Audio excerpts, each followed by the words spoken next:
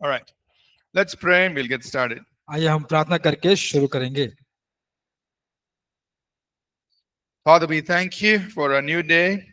पिता, आपका धन्यवाद करते हैं इस नए दिन के लिए। Thank you for your grace upon our lives. हमारे जीवनों पर आपके अनुग्रह के लिए धन्यवाद करते हैं। Thank you for your hand upon our lives. आपकी हाथ जो हमारे जीवन के ऊपर है, इसका धन्यवाद करते हैं। Lord, as we look into your words, प्रभु, जिस प्रकार आपके वचन से हम देखने जाते हैं as we learn new things today, और जब हम नए चीजों को आज सीखते हैं, give us eyes, Lord, that can see. हमें वो आंखें दीजिए जो देख पाए, Give us ears that can hear. हमें वो कान दीजिए जो सुन पाए, Give us hearts that can understand. हमें वो मन दीजिए जो समझ पाए, And Lord, let your Holy Spirit work powerfully in us. और पवित्र आत्मा हमारे हम में बहुत सामर्थ्य रूप से काम करे। We thank you हम आपका धन्यवाद in Jesus' name. यीशु के नाम से, Amen. आमीन।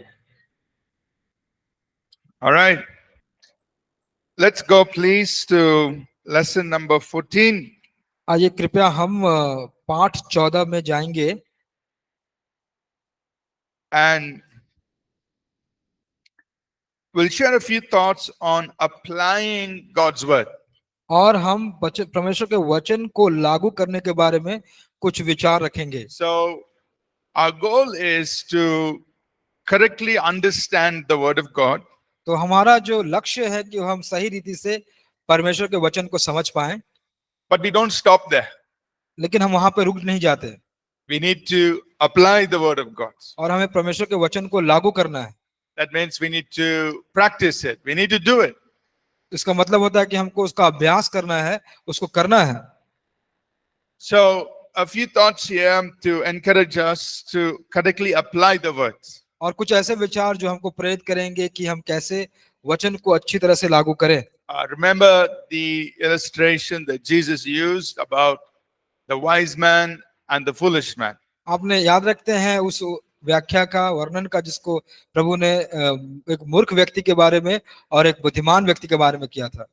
In Matthew chapter 7, मत्ती के अध्याय 7 में Jesus said the wise man built his house upon the rock. यीशु ने कहा कि वो जो बुद्धिमान व्यक्ति है उसने अपना घर चट्टान पे बनाया, The foolish man built his house upon the sand. और जो मूर्ख व्यक्ति था उसने अपना घर रेत पे बनाया। The rains came, the winds blew, the floods came on both the houses. और जब बारिश हुई, तूफान आया, और जब भूकंप हुआ तो दोनों घरों में। The house on the rock stood firm. और जो घर जो चट्टान पे था वह एकदम मजबूती से स्थित रहा, But the house on the sand fell. लेकिन जो घर रेत पे था वह ढह गया। What was the message Jesus wanted us to learn from that? तो उस वाक्य से हमें क्या यीशु सिखाना चाहते थे, संदेश देना चाहते थे? So he gave us a very nice illustration. उन्होंने हमको बहुत अच्छा एक व्याख्या किया। What was the message? तो उसका संदेश क्या था?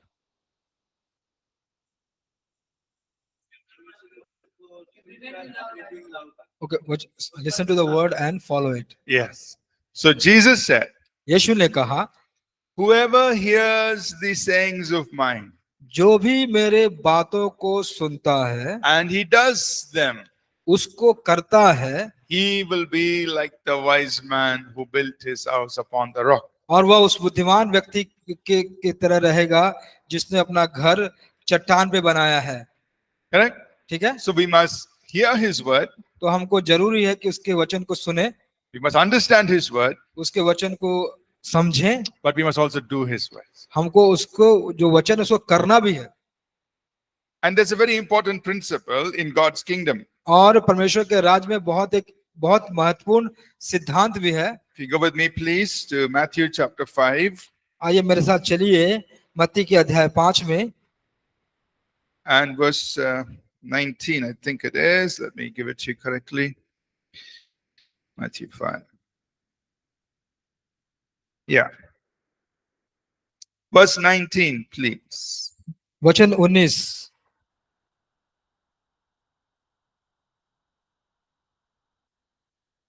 Matthew 5:19. इसलिए जो कोई ना छोटी से छोटी आज्ञाओं में से किसी एक को तोड़े और वैसा ही लोगों को सिखाए, वह स्वर्ग के राज में सबसे छोटा कहलाएगा, परंतु जो कोई उन आज्ञाओं का पालन करेगा और उन्हें सिखाएगा, वही स्वर्ग के राज में महान कहलाएगा।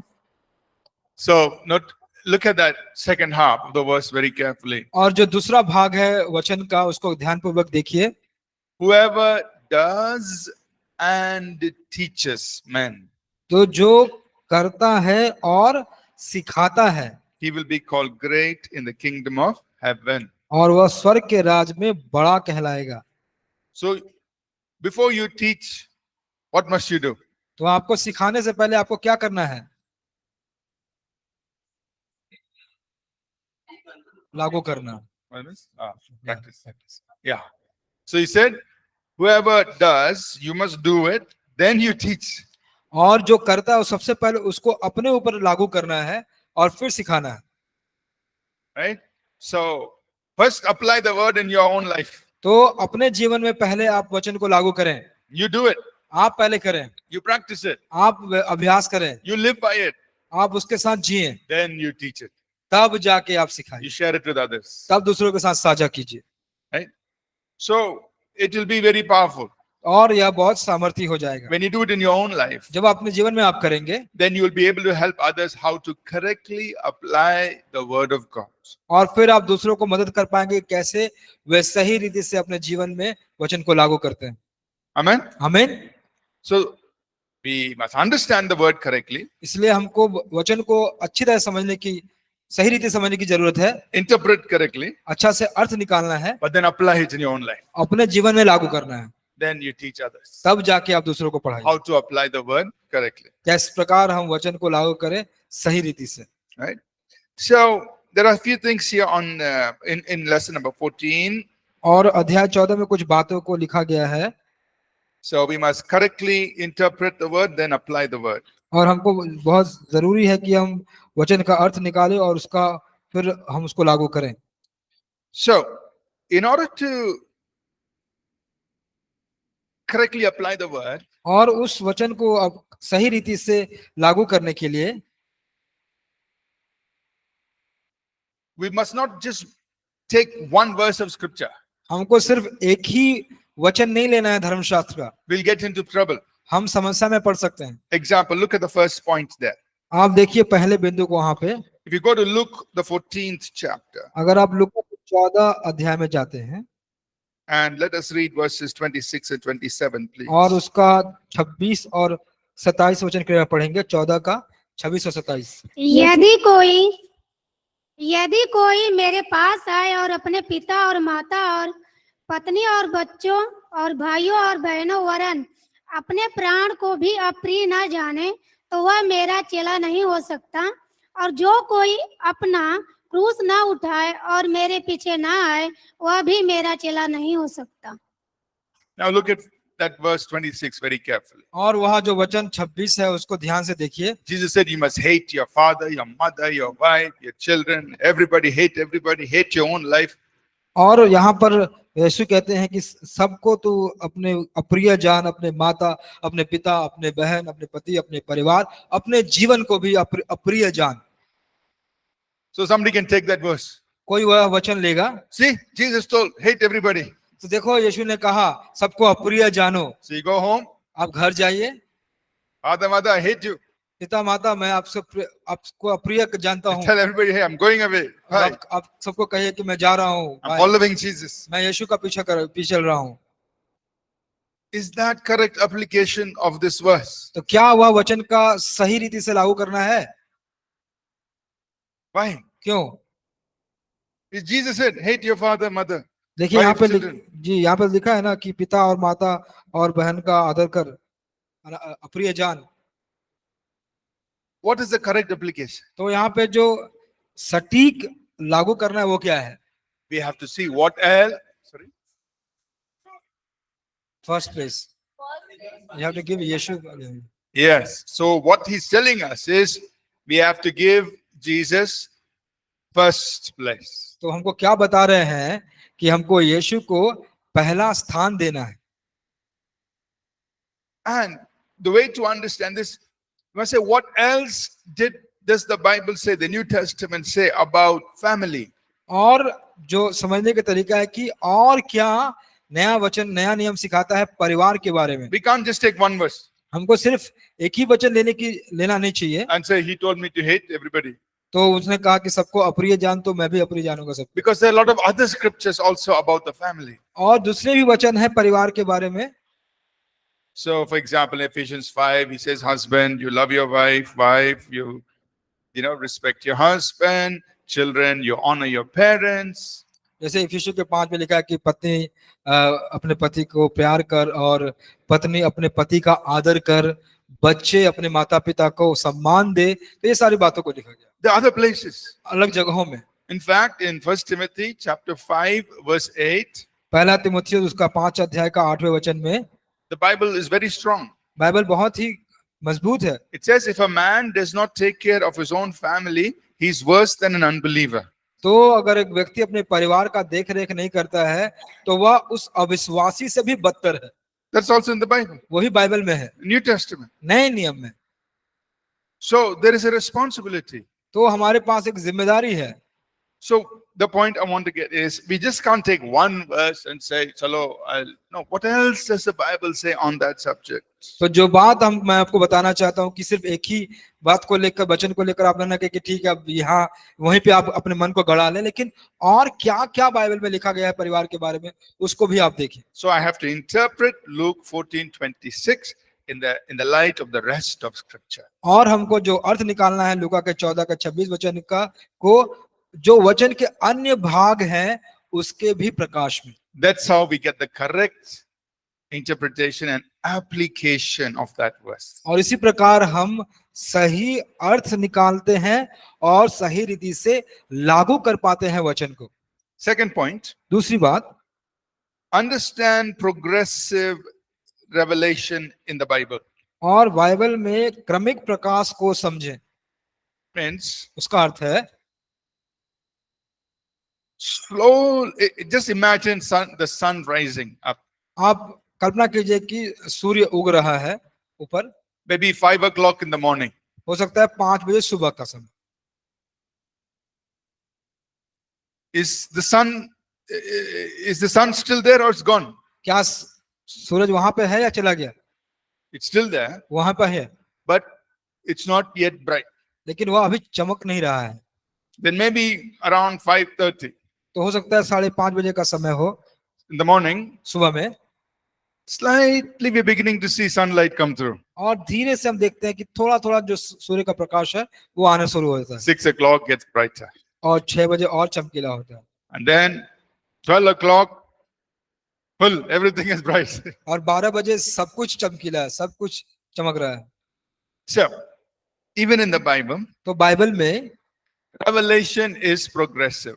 तो जो प्रकाशन जो है वह क्रमिक है। Our light and understanding increases as we journey through the Old Testament and come into the New Testament. और जो प्रकाशन जो है वह हमको प्राप्त होता है जब हम यात्रा करते हैं पुराने नियम से नए नियम की ओर। Right? That means who God is, what He does, His plan, His purpose, how He wants us to live, progresses and increases and becomes brighter and brighter. और हम किसको परमेश्वर कैसे परमेश्वर को जाने, वो कौन है, वो क्या करता है, वो सारी बातों का एक क्रमिक अनुसार क्रम से आस्ते धीरे धीरे धीरे वह चमकता जाता है और उसका ज्ञान हमें आता जाता है। So there are things that change. तो कुछ ऐसी चीजें हैं जो बदलती हैं। Example, उदाहरण के रूप में keeping of the Sabbath. सबत का रखना या उसको मानना। Old Testament, पुराने नियम में God said you must keep the Sabbath. परमेश्वर ने कहा कि तुम्हें फसह का मानना है, सबत को मानना है। New Testament, नए नियम में Jesus comes. यीशु आते हैं, He says, Sabbath was made for man, not man for the Sabbath. उसने कहा सबत को मनुष्य के लिए बनाया है, मनुष्य को सबत के लिए नहीं बनाया गया। In other words, yes, God wants us to rest. जो दूसरे शब्दों में, हाँ, परमेश्वर चाहते हैं कि हम आराम करें, But doesn't mean that on the Sabbath you cannot help somebody else. तो इसका यह मतलब नहीं है कि सबत के दिन में आप किसी को मदद नहीं कर सकते। So people misunderstood. तो लोगों को इस बात को नहीं समझा। When God said keep the Sabbath, जब परमेश्वर ने कहा कि सबत को रख, you rest on that day. उसका पालन करके उस दिन आराम कर, They followed it. उन्होंने अच्छे से लागू किया। I won't do anything. मैं कुछ नहीं करूंगा। If you fall into the ditch, अगर तुम गड्ढे में गिर जाओ, I'll help you only tomorrow. मैं सिर्फ कल तुमको मदद करूंगा, Because today is Sabbath. क्योंकि आज सबत है, I can't help you. आज मैं आपको मदद नहीं कर पाऊंगा। So New Testament, तो नए नियम में Jesus explains. यीशु ने उसको फिर से व्याख्या किया, Yes, Sabbath is given. समझाया कि हाँ सबत तो दिया गया है, But if somebody needs help on Sabbath, you have to help him. तो अगर किसी को जरूरत है सबत के दिन में मदद चाहिए तो आपको मदद करना है। So their understanding is adjusted slightly. तब जाके उनकी जो समझ थोड़ी थोड़ी ठीक होने लगी, Because Jesus healed on the Sabbath, क्योंकि यीशु ने सबत के दिन में चंगाई की, people got angry. लोग नाराज हो गए। Why you're coming on Sabbath to be healed? क्यों आ रहे हो तुम सबत के दिन में अपने आप को चंगाई You प्राप्त come करने के लिए? Friday or Sunday. Don't come on Saturday. तुम शुक्रवार को आओ या रविवार को आओ, शनिवार को मत आओ। Then Jesus said, if one of your donkeys fall in the ditch, won't you bring it out अगर यीशु ने कहा कि अगर आपका एक गधा गड्ढे में गिर जाए तो क्या उसको तुम लेकर नहीं आओगे on the Sabbath? सबत के दिन में? So people misunderstood, तो इसलिए लोगों को गलतफहमी हुई। right? So that understanding of Sabbath is becoming clearer as you come into the New Testament. और जो समझ है सबत का वह साफ होता जाता है जब आप नए नियम को पढ़ते हैं। Then when you come to Romans, जब आप रोमियो के पत्र को पढ़ते in हैं, Romans 14, रोमियो के अध्याय 14 में Paul says even more. पौलुस इससे भी ज्यादा कहते हैं, He says, for a believer, every day is the same day. और विश्वासी के लिए वो कहते हैं कि सब दिन तो एक ही समान का एक ही जैसा दिन है। If you want to observe a certain day, it's up to you. अगर आप किसी दिन को वो मनाना चाहते हो तो ठीक है वो भी। So in some parts of the world, तो कहीं संसार के किस जगह भाग में they worship on Sunday, not on Saturday. वे रविवार को आराधना करते हैं, शनिवार को आराधना करते हैं, रविवार को नहीं करते हैं। They worship on Tuesday. वो लोग कभी मंगलवार को आराधना करते हैं, Some parts of the world, they worship on Friday. और किसी संसार के किस भाग में वो शुक्रवार को आराधना करते हैं। So now in the New Testament, it's even more free. तो नए नियम में तो इससे भी ज्यादा वह स्वतंत्र हो गए हैं, वो Are you आजाद हो। understanding? आप समझ रहे बातों को? Right? So the revelation is progressive. It becomes clearer as you come into the New Testament. तो जो The purpose of that day of rest. और प्रकाशन जो है वह धीरे धीरे साफ होता जा रहा है क्रमानुसार, जो उद्देश्य है आराम करने का या सबत का। So like this, there are different things. So we have to stay with the present truth. That means what is the New Testament teaching on that subject? We have to apply that. तो हमको स्थायी बनना पड़ेगा, अपने अपने समझ को और बढ़ाना पड़ेगा कि नया नियम उस सब विषय के बारे में क्या कहता है, उसको समझकर उसको लागू करना पड़ेगा। The third point is this. जो तीसरी बात यह है कि I will just combine third and fourth मैं point. 3 और 4 दोनों को मिला के बताऊंगा। There are some things that we may not always understand very clearly. कुछ चीजें ऐसी होती हैं जो हो सकता है कि हम कभी पूरी रीति से साफ से ना समझ पाए। We may not be able to explain everything. हम हो सकता है उसको समझा नहीं पाए, व्याख्या नहीं कर पाए। For example, उदाहरण के रूप में about Job. जैसे अय्यूब के बारे में, He was a very righteous man. वह एक बहुत धर्मी व्यक्ति था, He worshipped God. उसने परमेश्वर की आराधना की, He didn't do anything wrong. उसने कुछ गलत नहीं किया। Why did God remove the hedge of protection and allow Satan to तो क्यों trouble him परमेश्वर so much? जो क्यों परमेश्वर ने उसके सुरक्षा का बाड़ा उसको हटा के और शैतान को होने दिया कि उसको बहुत परेशान या क्लेश पहुंचाए? Why didn't God just say, Satan, no, I'm not giving you permission to touch Job? क्यों नहीं परमेश्वर ने कहा कि नहीं शैतान नहीं, मैं तुमको अनुमति नहीं दे रहा हूं कि तुम अय्यूब को छुओ? Does it mean, therefore, that all of us will be like Job? तो क्या इसका मतलब ये होता है कि हम लोग सब अय्यूब के जैसे हो जाएंगे? So we can ask a lot of questions. तो हम ऐसे प्रकार के बहुत सारे प्रश्न पूछ सकते हैं। Then what do we do? तब हम क्या करें? So I'm just giving one example. So in cases where things are not so clearly understood, तो मैं आपको सिर्फ एक उदाहरण दे रहा हूं, उन जगहों पे जहां बातों की समझ उतनी अच्छी रीति से नहीं होती है, don't worry about those things. उस बातों को के लिए आप ज्यादा चिंता ना करें। You stay with what is clearly stated and what is clearly understood. आप उसके साथ रहें जो साफ स्पष्ट रीति से कहा गया है और साफ रीति से समझा गया है। I may be able to give some thoughts on what happened to Job. मैं कुछ विचार दे सकता हूं कि अय्यूब के साथ क्या हुआ, but I am not a disciple of Job. लेकिन मैं अय्यूब का चेला नहीं हूं, I am a disciple of Jesus Christ. मैं यीशु मसीह का शिष्य हूं।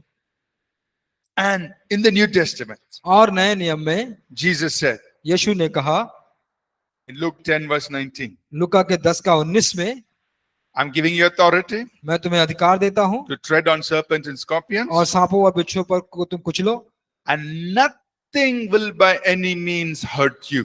और कोई भी तुमको हानि ना पहुंचाएगा। Ephesians chapter 6 इफिसियों के 6 अध्याय verse 13, 14, 13 और 14 वचन, the Bible says, बाइबल बताती है, you take the full armor of God, परमेश्वर के संपूर्ण हथियार को धारण कर लो and you will be able to stand. कि तुम खड़े होने पाओगे, And with the shield of faith, और विश्वास की ढाल से you will quench all the fiery darts of the wicked. और जितने भी तीर हैं, आग के तीर जो शैतान की ओर से आते हैं, उसका तुम सामना कर पाओगे। The Bible says बाइबल बताती है in 1 John 5:18 पहला जॉन 5:18 में, that whoever is born of God, जो परमेश्वर से उत्पन्न हुआ है he keeps himself, वो अपने आप को, and that wicked one cannot touch him. वो उसको देखभाल करता है, परमेश्वर उसकी देखभाल करता है, और जो दुष्ट है उसको छू भी नहीं सकता। So you look at these verses in the New Testament. ये आप इन सब वचनों को नए नियम में आप कृपया देखिए। It says that if we use the weapons God has given us, ये कहता है कि अगर आप उन सारे हथियारों का इस्तेमाल करेंगे जो परमेश्वर ने हमें दिए हैं, the wicked one cannot touch us. और जो दुष्ट है वो हमें छू भी नहीं सकता। Jesus himself said, यीशु ने खुद अपने आप कहा, nothing will by any means hurt you. कुछ भी किसी भी प्रकार से तुमको हानि ना पहुंचाने पाएगा। So I believe that.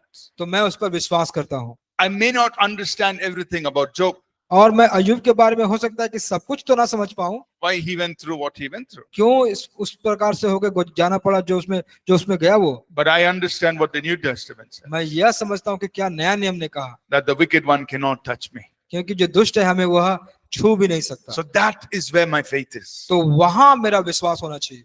I understand. आप समझ रहे हैं बातों को? Yes, no. हाँ। Right? So don't worry about things that you don't understand clearly. तो जो बातों को आप सही साफ रीति से नहीं समझ पा रहे हैं, उसके लिए आप ज्यादा चिंता मत कीजिए। It is very clear in the New Testament, things that are clear, I will live by that. और जो बातें नया नियम में साफ है, स्पष्ट है, मैं उसके साथ जीऊंगा। And in that same thought, और उसी विचार से we must look to the life and ministry of Jesus. हमको अवश्य है कि हम यीशु के जीवन को और सेवकाई को देखें। We're not looking at Job. हम अय्यूब को नहीं देख रहे हैं। We can learn some lessons. हम कुछ पाठ को सीख सकते हैं। We can learn some lessons from Abraham, Abraham के जीवन से हम कुछ सीख ले सकते हैं, from Moses, मूसा से सीख सकते हैं, from all the people in the Bible. और बाइबल में जितने लोग हैं उनके द्वारा सीख ले सकते हैं। But our eyes are fixed on Jesus. लेकिन हमारी आंखें वो पूर्ण रूप से यीशु पर केंद्रित होनी चाहिए। Jesus is the Word of God who became flesh. यीशु परमेश्वर का वचन है जो देह बन गया। So everything he said and did is perfect. क्योंकि जो भी उसने कहा और किया वह सिद्ध है। You understand? आप समझ गए? So he is the best. वह उत्तम है। What we see in what he taught and what he did. जो उसने बताया और जो उसने किया। Not once did Jesus ever tell somebody, God's will for you is to be sick. तो कभी भी यीशु ने यह नहीं कहा कि परमेश्वर की इच्छा तुम्हारे लिए है कि तुम बीमार हो जाओ। किसी को ऐसा बोला क्या? Has God spoken like this? कभी नहीं. Never. Never. कभी नहीं। But these days so many pastors will preach God's will for you to be is for you to be sick. तो आजकल ऐसा देखा जाता है कि बहुत सारे पासवान ऐसे कहते हैं कि परमेश्वर की इच्छा है कि तुम बीमार हो जाओ। God is teaching you some lesson. परमेश्वर तुमको कुछ सीख दे रहा है इससे। God is making you more spiritual. परमेश्वर तुमको और ज्यादा आत्मिक बना रहा है। Did Jesus say anything like that? क्या यीशु ने ऐसा कुछ कहा? Follow Jesus. यीशु को उस पीछे चलिए। He is perfect theology.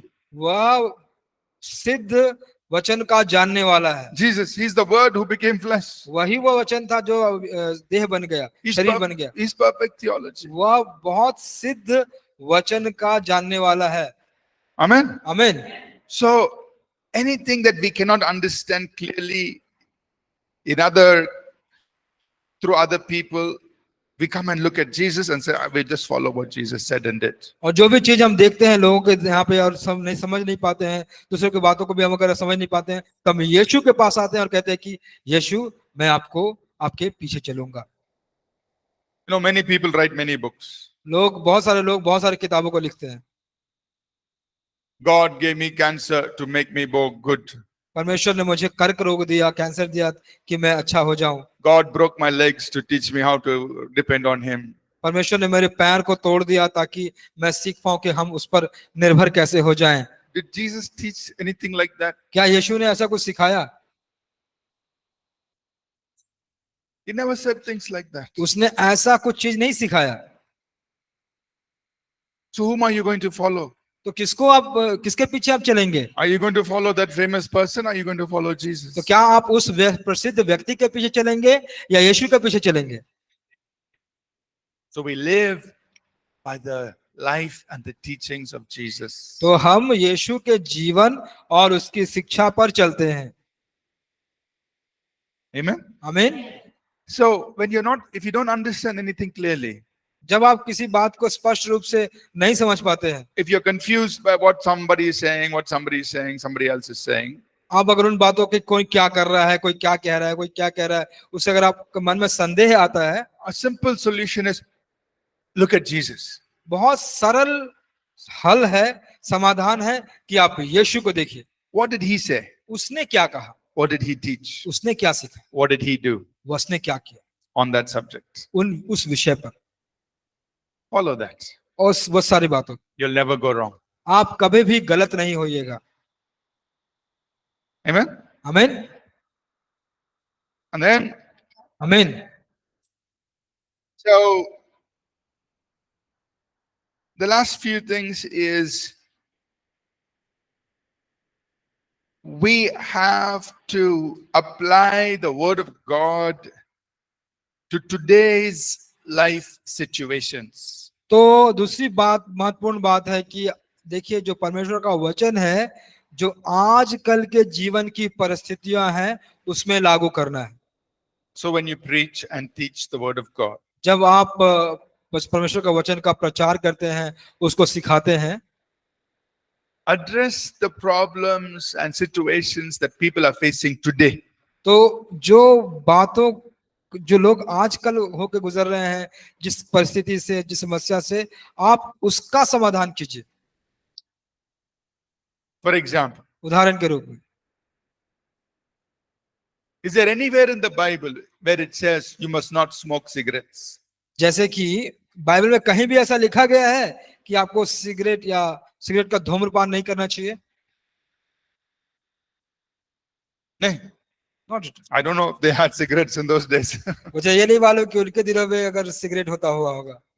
So, तो how are we going to apply God's word for that situation? तो इस परिस्थिति के लिए हम परमेश्वर का वचन कैसे लागू करेंगे? Because nothing in the Bible. क्योंकि बाइबल में तो कुछ है ही नहीं। So somebody will say, Bible में कुछ नहीं है, so I will smoke cigarette. तो somebody कुछ कहेगा कि बाइबल में तो कुछ लिखा ही नहीं है इसके बारे में, nothing in the Bible, so मैं cigarette पीऊंगा। But how to apply? तो उसको लागू कैसे करते हैं?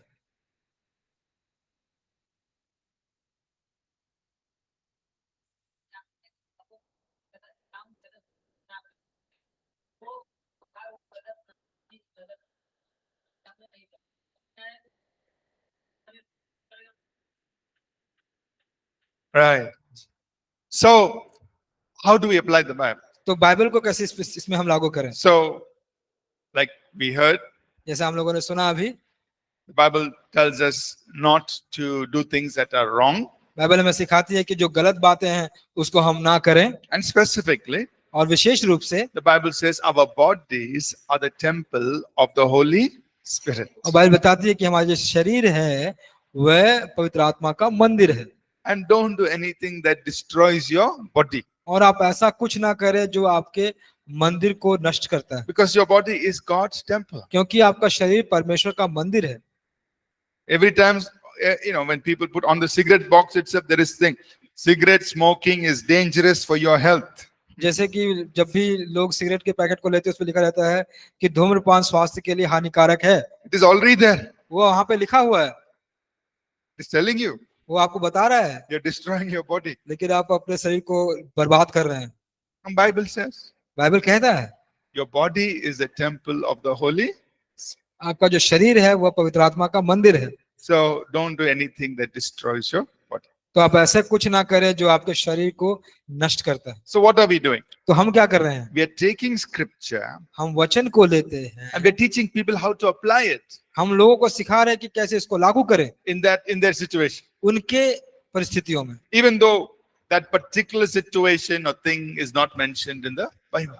हालांकि वह जो विशेष परिस्थिति या जो समय है वह बाइबल में उसको बताया नहीं गया है, Now उसका जिक्र नहीं है। let me ask you another question. आइए आपको हम कुछ दूसरा प्रश्न पूछते हैं। Sometimes things are little confusing. कभी कभी कुछ बातों जो होती है बहुत संदेह पैदा करने वाली होती है, Because it seems like the Bible is saying two different things. ऐसा लगता है कि बाइबल दो अलग बातों को कह रहा है। We saw one example earlier about family.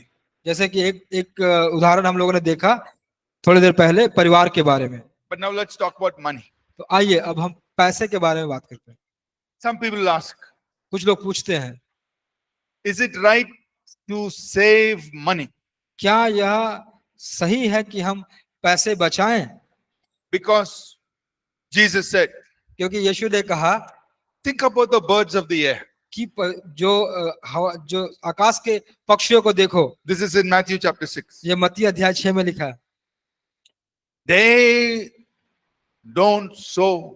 ना तो वो बोते हैं, They don't save money. वो पैसे नहीं बचाते They're हैं, happily flying everywhere, but they have enough food. और प्रसन्नता से वह जगह उड़ते रहते हैं Not और one- उनको काफी खाने का रहता है, Not one sparrow falls to the ground और एक भी जो गौरैया है वह जमीन पे नहीं गिरता without your heavenly Father knowing. बिना उसके पिता को जाने, स्वर्गीय पिता को जाने। Think about the lilies of the field. और जितना भी लिली है, फूल जो मैदान के हैं, God is taking care of them. परमेश्वर उनका देखभाल कर रहा है। Why are you worried आप क्यों चिंता कर रहे हो? about what you're going to eat, what you're going to wear, what you're going to drink? क्या खाओगे, क्या पहनोगे, क्या पियोगे? So some people say that. तो कुछ लोग ऐसा कहते हैं। I will also quote James chapter 4. और बाइबल याकूब का अध्याय 4 को भी बताता है। At the end of James chapter 4, अंत में याकूब के 4 अध्याय के James says, याकूब कहता है, what is your life? आपका जीवन क्या है? It's like a vapor. वह एक भाप की तरह है। So why you're saying, I will go to that city, I will go and do this business and I'll make so much money. तुम ऐसा क्यों कहते हो कि मैं उस शहर में जाऊंगा, उस व्यवसाय को करूंगा और बहुत सारे धन कमाऊंगा? So why are you worried? क्यों तुम चिंता कर रहे हो? God is Jehovah Jireh. परमेश्वर यहोवा ईरे है, He'll provide for you. वो सारी बातों को आपको देगा। So chalo, go spend all your money. आओ जाओ अपना सारा पैसा खर्चा कर दो, Don't save anything. कुछ मत बचाओ। Some people say like that. कुछ लोग ऐसा कहेंगे। What is the correct thing? तो सही बात क्या है? Is it correct to save money? क्या यह सही है कि हम पैसे बचाएं? Is it correct to invest money so that it can multiply? क्या हम पैसे का निवेश करें ताकि वह बढ़े आगे जाके?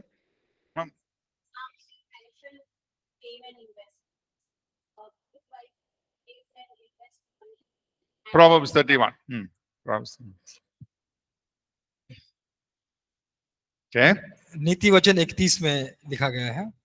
Right.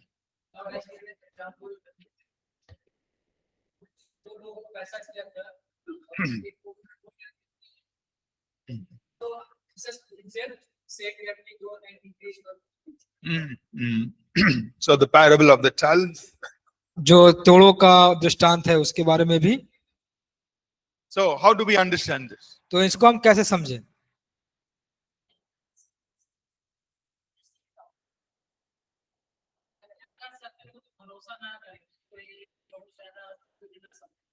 You can collect, but don't give more importance to that. Yeah. Right. So sometimes people say, see, Jesus also gave the story of this rich man. I think it's in Luke 12. Look का 12 में शायद कि यीशु ने एक उदाहरण दिया एक धनवान व्यक्ति के बारे में। He He was very prosperous. वो बहुत ही समृद्ध था So he had more harvest. और उसका बहुत ज्यादा उपज था। He pulled down his old barns. He built new ones. He stored everything. अपने पुराने खत्ते को वह खींचकर नए खत्ते बना के सब कुछ जमा कर लिया Then God rebuked him. और फिर परमेश्वर ने उसको डांटा। You fool, today if you die, where will all this go? वो कहते हैं कि यह मूर्ख, अगर आज ही तू मर जाएगा तो तेरा यह सब जो है वो कहाँ जाएगा। So, and Jesus said, don't store up treasures here on earth, store it in heaven.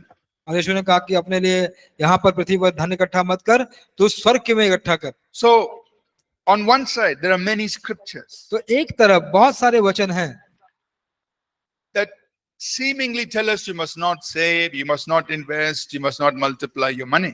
तो जो बार बार हमें कहता है कि हमको अपने पैसे को नहीं बढ़ाना है, बचाना नहीं है, हमको नहीं बचा के रखना है, ऐसा लिखा हुआ है। So, if you read only those scriptures, अगर आप उन्हीं वचनों को पढ़ेंगे then it is easy to preach messages saying, don't save money, bring all your money, put in the offering. तो अगर आप वही वचनों को पढ़ेंगे तो बहुत आसान है कहना कि तुम अपने पैसों को बचाओ मत, सारे जो आपके पैसे हैं यहाँ पर जो पैसे देने का दशवांश का जगह है वहां पे लेकर आओ। It's easy to say that. अब ये बहुत ही आसान है कहना, But what are we learning? लेकिन हम क्या सीख रहे हैं? To understand correct application, जो सच जो सही लागू करना है, we have to see everything else that God has said or done on the subject in the rest of the Bible. तो वो सारे बातों को देखना है जो परमेश्वर ने किया है, कहा है हमारे बाइबल के अन्य अन्य और बाकी जगहों पर। We have to put it all together हम उसको सबको एक साथ लाना जरूरी है and understand the heart of God on the subject. तो परमेश्वर का हृदय को समझना है कि उस विषय में उनका हृदय क्या है। So what else do we see in the Bible? तो बाइबल में इसके अलावा और क्या देखते हैं? I'll just mention some examples. मैं आपको कुछ उदाहरण को दूंगा। For instance, in Genesis, जैसे उत्पत्ति में it tells us that God called Abraham. यह बताता है कि परमेश्वर ने अब्राहम को बुलाया। In Genesis 13:2, Abraham was very rich. और उत्पत्ति 32 में अब्राहम बहुत धनी था। Even before God called him, he was a rich man. परमेश्वर के बुलाने से पहले भी वह बहुत धनी व्यक्ति था। And then what did God do? फिर परमेश्वर ने क्या किया? He blessed him even more. और उसको और भी ज्यादा आशीष किया। Genesis 24, और उत्पत्ति के 24 में verse 34 and 35. 34 और 35 वचन में It says, God has blessed Abraham greatly परमेश्वर ने अब्राहम को बहुतायत से आशीष किया था and he has given him even more. और उसको उससे भी ज्यादा दिया।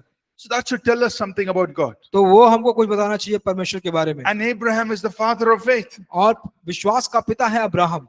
See what God did in his life. और देखिए परमेश्वर ने क्या किया उसके जीवन में। He didn't say, Abraham, you have too much money. Chodo, chodo, chodo. या इसने कहा, परमेश्वर ने ये नहीं कहा कि अब्राहम तुम्हारे पास बहुत पैसे हैं, leave it leave it leave it. No, say, Abraham, come follow me. उसने कहा अब्राहम आओ मेरे पीछे चलो। And God blessed him. और परमेश्वर ने उसको आशीष किया। Same thing you can see in the life of Isaac and Jacob. और इसहाक के और याकूब के जीवन में भी उसी बात को आप देख पाते हैं। God blessed them. परमेश्वर ने उनको आशीष किया। When you look at the life of Joseph, और आप यूसुफ के जीवन में देख सकते हैं। what did he advise? This is from the Holy Spirit. What did he advise Pharaoh? और यह पवित्र आत्मा से क्या उसने सलाह दिया फारो को? He said, Pharaoh, in the 7 years of plenty, you save 20%. और उसने कहा कि फारो जो तुम्हारा बहुतायत है उसके लिए आप अपने 20% बचा के रख। So that when the famine comes, you will have enough for you and the people. जबकि जब अकाल पड़ेगा तो तुम्हारे पास तुम्हारे लिए और लोगों के लिए बहुत रहेगा। Who gave him that wisdom? तो वह जो बुद्धि किसने दिया? God, Holy परमेश्वर Spirit. ने, पवित्र आत्मा ने दी। So God gave the wisdom परमेश्वर ने वह बुद्धि दिया to save that money, the food for ताकि- 20%. ताकि वह जो भोजन वस्तु है वह बचा कर रखे बहुत लोगों के लिए। So then during the famine, many people were saved. और उसी प्रकार उसी समय जब अकाल पड़े तो काफी लोग बचे रहे। Are you understanding? आप समझ रहे हैं? So you have to look at, okay, what else do I see? तो आपको देखना पड़ेगा कि और क्या क्या हम सीख पा रहे हैं। In Proverbs 6, नीति वचन 6 में the Bible says, go and look at the ant. जाओ और चींटियों को देखो। The ant doesn't have any leader, उनका कोई अगुवा नहीं होता, but during summer, it stores up food for the winter. लेकिन वह गर्मियों के दिन में अपने लिए भोजन इकट्ठा करते हैं जाड़ों के दिन के लिए। So says, learn from the ant. तो आपको चींटियों से सीखने की जरूरत है। In Proverbs, the 13th chapter, और नीति वचन का 13 अध्याय, I think it's the 12th verse. Let me check again. It says, a good man, he leaves an inheritance for his children's children. Let me give you the exact verse. Proverbs 13, verse 22. नीति वचन 13 का 22 वचन, Proverbs 13:22. 13 का 22 वचन। A good man, एक अच्छा व्यक्ति he leaves an inheritance for his grandchildren. नाती पोतों के लिए भाग छोड़ जाता है। If he didn't save anything, how he can leave anything for his grandchildren? अगर वो बचा के नहीं रखता तो कैसे वो अपने नाती पोतों के लिए छोड़ के जाता? If he spent everything, अगर उसे सब कुछ खर्च कर दिया होता तो even for his children, he'll say, "Maaf kijiye, kuch nahi hai." फिर अपने बच्चों के लिए से please forgive me, I don't have anything. How will he give anything to his grandchildren? तो कैसे वो अपने नाती पोतों को दे रहा है? बताइए। But this verse says, a good man leaves an inheritance for his children's children. तो यहाँ पे कहता है कि जो अच्छा व्यक्ति होता है वो अपने बच्चों के लिए, नाती पोतों के लिए भाग छोड़ के जाता है। Right? So we have to take all of the other scriptures also, तो हमको जो अन्य वचन के भाग है उसको भी लेकर रखना जरूरी है and we put it together. और फिर उसको साथ में रखना है, And then we bring the application. तब जाके उसका जो लागू करना है उसको हम लेके आ रहे हैं। The application is, जो लागू करना वो ये है we must कि not love money. हमको पैसे से प्यार नहीं करना है, We must not worry about money. हमको पैसे के लिए चिंता नहीं करना है, But God has taught us to be good stewards of money. और प्रभु ने हमको बुलाया है कि हम पैसे का अच्छा प्रबंधन करें। So you come into the teachings of Jesus अगर आप यीशु मसीह के शिक्षाओं में आते हैं, in Luke 16, लूका के 16 अध्याय में, he gives the story of the unjust steward. और वह एक जो अच्छा प्रबंधन नहीं है उसका एक कहानी बताता है। Let's read it in Luke 16. आइए हम देखेंगे लूका 16 अध्याय। And Jesus said this. और यीशु ने कहा, Verse 9 to 12. Luke 16, 9 to 12. लूका 16 9 से 12। He teaches us what to do with money. वह सिखाता है कि पैसे के लेकर हम क्या करें। What does he teach us? वो क्या सिखाते हैं? Somebody could read it. Luke 16, 9 to 12. लूका 16 9 से 12। और मैं तुमसे कहता हूँ कि अधर्म के धन से अपने लिए मित्र बना लो, ताकि जब वह जाता रहे तो वे तुम्हें अनंत निवासियों में ले। जो थोड़े से थोड़े में सच्चा है वह बहुत में भी सच्चा है, और जो थोड़े से थोड़े में अधर्मी है वह बहुत में भी अधर्मी है। इसलिए जब तुम अधर्म के धन में सच्चे ना ठहरे तो सच्चा धन तुम्हें कौन सौंपेगा, और यदि तुम पराये धन में सच्चे ना ठहरे तो जो तुम्हारा है उसे तुम्हें कौन देगा। Yeah. Luke 16, 9 to 12. और लूका 16 9 से 12। This is what Jesus is teaching about money. तो यही यीशु सिखा रहे हैं पैसे के बारे में। So in verse 9, he says, you use your money to make friends. तो वो कहता है 9वें वचन में कि तो अपने पैसे का इस्तेमाल करो दोस्त बनाने के लिए। That means you help other people. इसका मतलब होता है कि तुम दूसरों को मदद करो। If you have more, अगर तुम्हारे पास अधिक है, you use it to help other people. तुम उसको उपयोग करो औरों को मदद करने के लिए। So that if your money fails, people will help you. तो अगर आपका पैसा अगर असफल हो जाता है तो लोग आपको मदद करेंगे। That's what he's saying. वहीं पे ये कह रहा है ऐसा। Then he says in verse 10, और फिर 10वें वचन में कहता है, he says, if you're faithful in little, अगर थोड़े में अगर आप विश्वास योग्य हैं, then God can give you more. तब परमेश्वर आपको और ज्यादा देंगे। Amen. आमीन। That means when you have just 1,000 rupees, जैसे मान लीजिए अगर आप सिर्फ 1000 रुपए हैं, you be faithful in that. आप उसमें विश्वास योग्य रहिए, God can bless you with so much more. और परमेश्वर आपको उससे ज्यादा आशीष करेगा।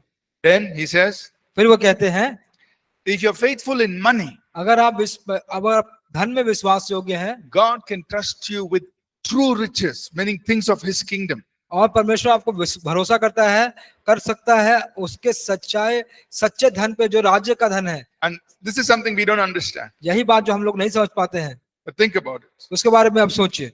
How we handle money is telling God that if we handle money wisely, we will handle his kingdom also wisely. तो देखिए समझिए इस बात को कि अगर हम पैसे कौड़ी का अच्छा ध्यान करते हैं तो उसका राज्य को भी अच्छा ध्यान करेंगे।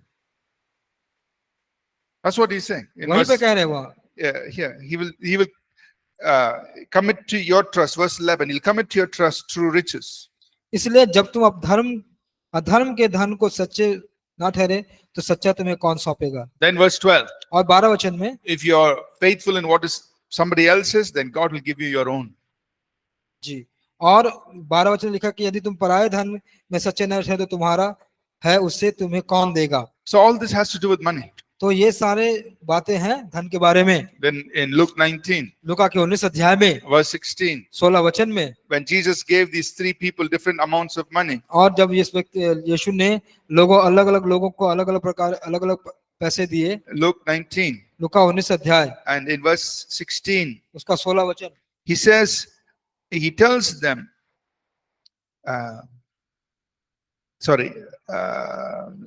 not verse 13, Luke 19, verse 13. लूका 19 का 13। What does it read? Can somebody read it, please? उसने अपने दासों में से 10 को बुलाकर उन्हें 10 मुहर दी और उनसे कहा, मेरे लौट आने तक लेन देन करना। क्या करना? लेन then. Buy and sell. Yeah. Do business. तो व्यवसाय करो। That means I'm giving money, make it grow. तो मैं आपको पैसा दे रहा हूँ, धन दे रहा हूँ, तो उसको बढ़ाओ। He didn't say पैसे दे रहे हैं, पेट में लगकर सो जाओ। ऐसा नहीं कह रहा कि टेक द मनी पॉकेट में रखो एंड यू स्लीप। No. नहीं, Do business आप व्यवसाय कीजिए till I come. जब तक मैं आऊं, That means you make it more. ताकि आप उसको और ज्यादा बनाओ। That's what Jesus says. यही यीशु कह रहे हैं। So nothing wrong to invest. तो निवेश करने में कोई गलती नहीं है। Nothing wrong to multiply your money. अपने पैसे को बढ़ाने में कोई गलती नहीं है। You understand? आप समझ रहे हैं? So we have to put all these scriptures together. तो ये सारे वचनों को एक साथ रखना जरूरी है। And then we get the correct understanding. तब जाकर हमको सही समझ प्राप्त होती है। The key is you don't love money. तो जो चाबी है या कुंजी है कि आप पैसे से प्यार ना करें। You're not worried about money. आप पैसे के लिए चिंतित ना रहें। You're not greedy about money. आप पैसे के लिए लालची ना बने। You're not selfish. आप स्वार्थी ना बने। But you're a good steward. लेकिन आप एक अच्छा प्रबंधक बने। Amen. आमीन। So this is how we bring the correct application of God's word to different things in life. और इसीलिए परमेश्वर के वचन को लागू करते हैं हमारे जीवन के अलग अलग क्षेत्रों में। Okay? ठीक है। So we'll go for a break. अभी हम एक छोटे से ब्रेक के लिए जाएंगे। After break, we'll go to the last lesson. और ब्रेक के बाद हम जाएंगे अपने अंतिम पाठ में। I will quickly talk about different topics that are difficult. और जो कठिन विषय है उसके बारे में जल्दी से हम लोग बात करेंगे। Thank you. धन्यवाद।